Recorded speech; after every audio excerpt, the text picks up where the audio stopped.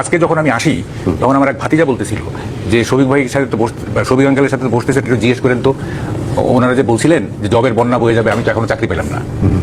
শফিক ভাই আপনাকে প্রশ্নটা করলাম, ও জিজ্ঞেস করছে আমাকে। তার কোনো কমিটমেন্ট, তার কোনো প্রমিস উনি রাখেন নাই।